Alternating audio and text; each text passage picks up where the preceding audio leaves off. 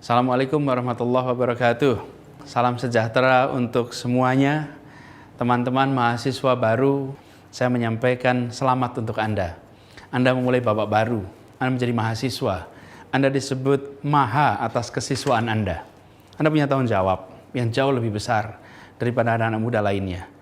Di Indonesia ada jutaan anak masuk SD, tapi hanya ratusan ribu yang hari ini bisa kuliah. Dan itu artinya Anda berbeda dengan yang lain.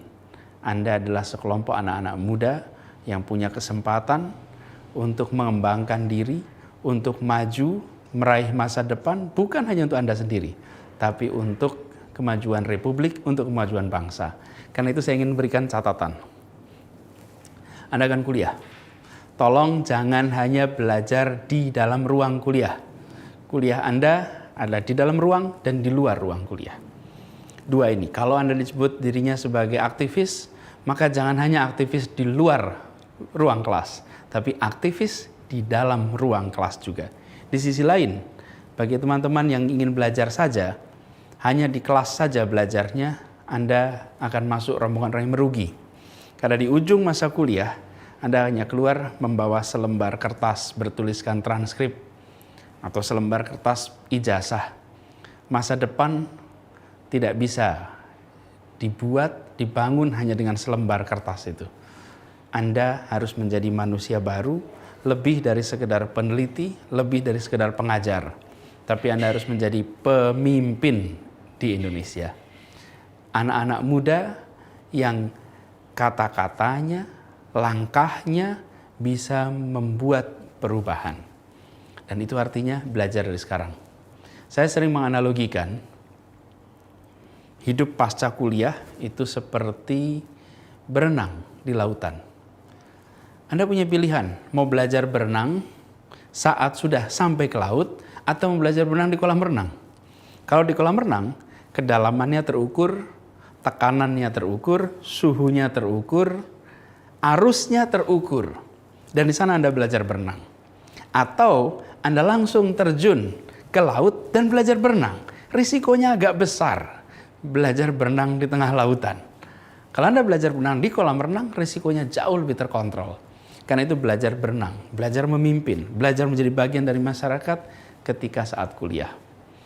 Dan Anda bisa lihat nanti mereka-mereka yang banyak memberikan kontribusi buat masyarakat, mereka yang bisa berpengaruh, mereka yang bisa mendorong kemajuan adalah orang-orang yang pada masa mudanya tidak hanya menghabiskan waktu di dalam ruang kelas, tapi juga di luar ruang kelas. Karena itu jadilah pegiat, jadilah anak-anak yang aktif. Saya sering mengatakan IP yang tinggi akan mengantarkan Anda pada panggilan wawancara. Titik. Tapi kepemimpinan, kemampuan komunikasi, analytical thinking, itu yang akan mengantarkan Anda pada masa depan. Kalau dulu SD ke SMP Anda perlu nilai tinggi, SMP ke SMA Anda perlu nilai juga untuk masuk SMA. Dan sekarang masuk di Sadar, Anda harus juga punya nilai yang tinggi dari SMA. Sesudah Anda lulus kuliah, fase berikutnya Anda butuh lebih dari sekedar nilai. Nilai itu penting, tapi lebih dari itu. Cuman jangan diartikan boleh IP rendah. Kalau IP rendah Anda dipanggil wawancara pun tidak. Jadi IP-nya jangan rendah, IP-nya harus tinggi. Berapa minimal IP? Ada yang nyebut 3, 3,5, 3,25. Bahkan beberapa kali ada yang nyebut nama 4. Ya cobalah sebagai ikhtiar 4 boleh gitu. Tapi kita coba lihat dalam prakteknya, berapa target IP Anda? Usul saya, mumpung Anda masih baru kuliah nih, Anda cek. Kalau daftar beasiswa S2, berapa syarat IP minimalnya? Lalu Anda gunakan itu sebagai target, bahwa IP minimal saya segitu. Hari ini tidak ada yang tanya IP Anda, misalnya saya ditanya, Anies IP-nya dulu berapa? Enggak. Berapa lama saya kuliah? Enggak. Nanti Anda juga begitu. IP lama kuliah itu ditanyakan saat wisuda. Yang kuliahnya cepat, IP-nya tinggi, senyumnya lebih lebar daripada yang tidak. Tapi dalam perjalanan ke depan yang dibutuhkan lebih dari itu. Saya tidak ingin menganggap enteng pelajaran di kuliah. Tidak, sangat penting. Tapi saya ingin Anda punya double track. Track akademik dan track kepemimpinan. Dua-duanya harus imbang. Yang menekankan akademik sudah semua orang. Di kampus-kampus semua orang bicara soal akademik. Tapi saya melihat pentingnya track kepemimpinan. Jadi bangun itu. Mumpung Anda punya kesempatan untuk melakukannya. Lalu Anda buat cita-cita. Anda tuliskan berapa lama Anda mau kuliah. Sesudah itu Anda akan melakukan apa. Dan selama kuliah apa yang akan Anda kerjakan.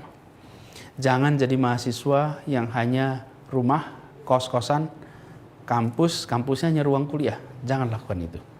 Lalu Anda akan menjadi bagian dari dunia. Mahasiswa hari ini akan hidup seperti saya sekarang adalah mahasiswa 20 tahun yang lalu. Anda akan mengalami era 20 tahun yang akan datang. Bayangkan Indonesia 20 tahun yang akan datang. Jangan bayangkan Indonesia sekarang. Seperti apa potretnya? Apa peran Anda? Bagaimana kondisinya? Hari ini Anda warga Indonesia dan Anda warga dunia. Dan menjadi bagian dari dunia, bahasa internasional. Saya garis bawahi, bahasa internasional, bukan bahasa asing. Karena bahasa asing itu bahasa yang digunakan orang-orang asing. Tapi bahasa internasional adalah bahasa yang digunakan percakapan antar bangsa. Seperti bahasa nasional, bahasa yang digunakan percakapan antar suku bangsa. Kuasai itu, sehingga Anda bisa menjadi bagian dari dunia, berkomunikasi dengan dunia, menyerap informasi, dan menyebarkan informasi. Lalu yang ketiga, kuasai state of the art knowledge. Ilmu pengetahuan yang terdepan.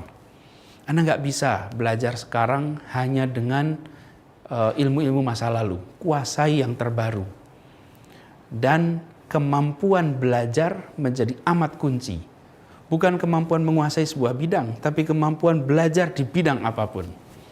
Karena sesudah Anda lulus, Anda belum tentu akan mendalami, mengerjakan hal yang menjadi fokus Anda ketika masa kuliah. Tapi kemampuan Anda belajar akan membuat Anda menjadi pembelajar terus-menerus. Kalau Anda pembelajar, maka Anda akan punya peluang untuk bisa terus-menerus mengembangkan diri dan meningkatkan kontribusi.